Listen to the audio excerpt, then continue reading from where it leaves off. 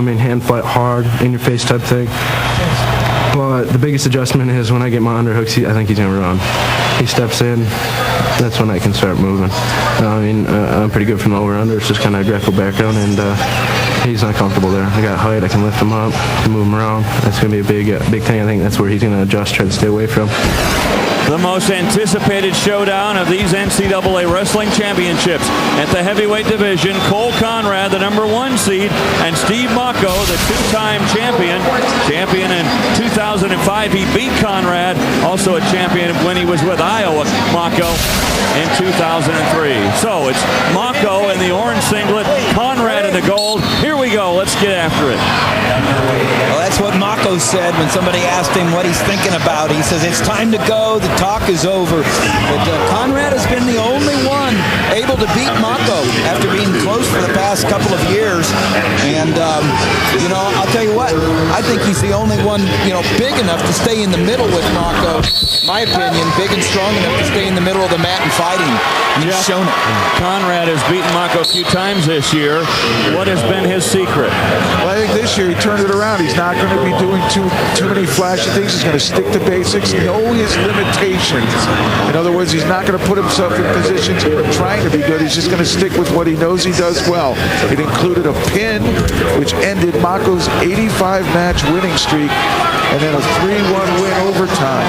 Excuse me, a win in the last dual meet that they had, which was a 3-1 overtime win, sudden victory. The All-Star duels, the national duels is unofficial, and then the match that you and I saw, Tim, right here at the Ford Center in Oklahoma City, the dual match between Minnesota and Oklahoma State, and that everything was on the line.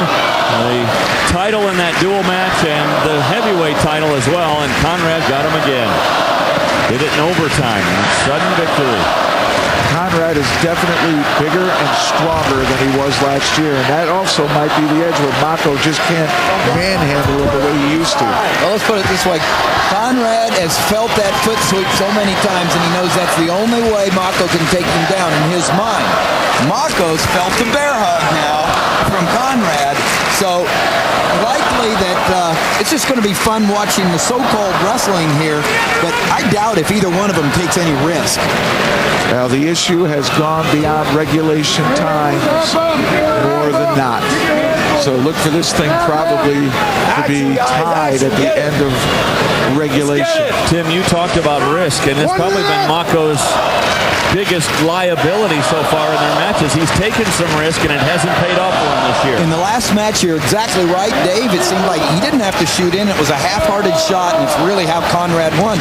And instead of going the length and seeing who could ride each other out, and like I said, for as little real wrestling that will actually happen, what's going to be fun here is to watch this eventful match on the anticipation of who will win and how it will be done.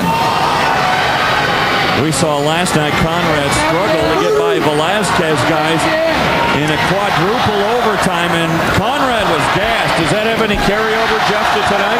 I just think Cain Velasquez of Arizona State really just gave Konrad the match of his life. He's a lot shorter, really powerful, and Konrad just couldn't find a handle on him, and he may have been looking past him just a little bit.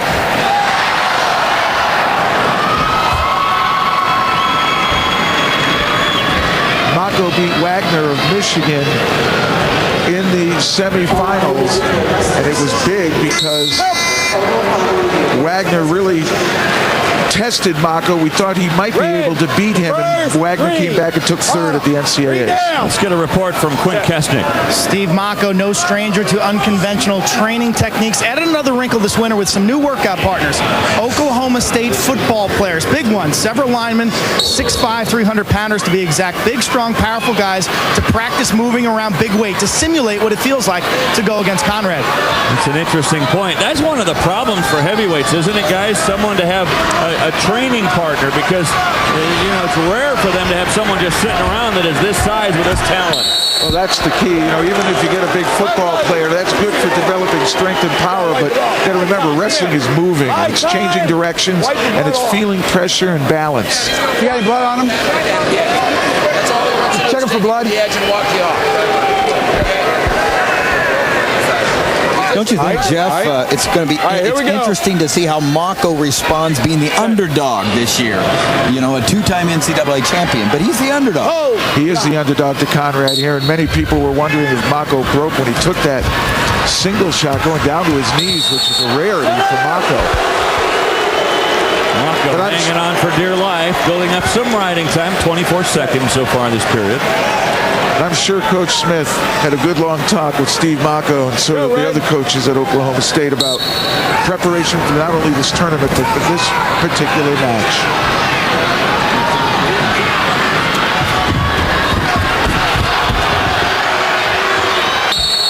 Falling on Steve Mocco. Warning. Konrad doing a good job of getting up and hand control. Right away. Hold! Get on, Red. Tom Galen is our referee. There.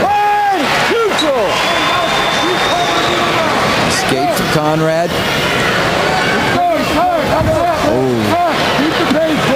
Snap down by Konrad, but unable to take advantage of it. But he definitely broke Mocco's balance. Take it out of it. 1 minute. Get him off the edge, Cole. Get him off the edge. Work center, guys. Both these guys work really hard. They're in great shape. That's why they can go 2 and 3 overtime periods, you know. Both real monsters from the standpoint of their work ethic. Jeff, you've had to push big guys around before. How much energy does that take to do that? Well, if you're the initiator and not the reactor, not as much. But when you're constantly reacting to your opponent's input, it becomes much more fatiguing. So he who initiates really is in the driver's seat. 30 seconds.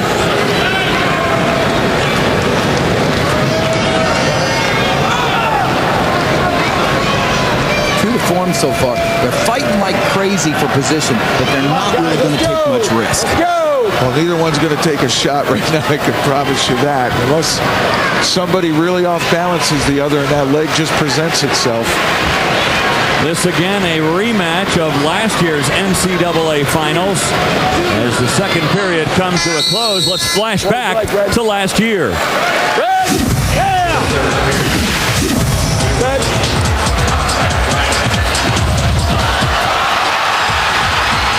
There it was, the leg sweep. And Mocco crowned the champion. Second time he was crowned a winner. Now Mocco starts on the mat trying to escape to tie this up at 1. Did I see Konrad throw legs, Tim? Oh my gosh. Hold. Go.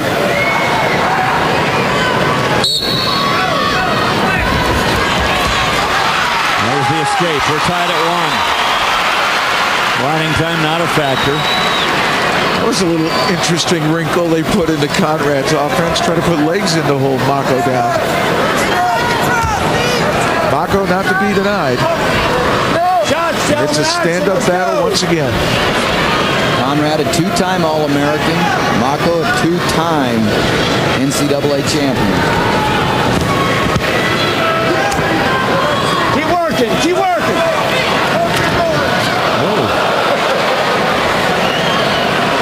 That was one of the anklets that went flying out of your picture.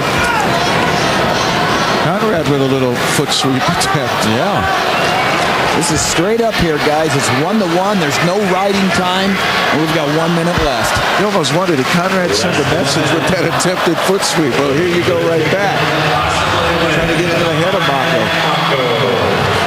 When you're that close, you look for any little advantage. Second Wisconsin athlete in the finals, Askren from Wisconsin.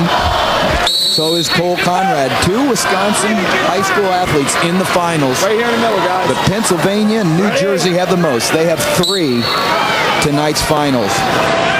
The states of Pennsylvania, the states of New Jersey. 30. Watch that sweep. Feel that sweep. Whoa!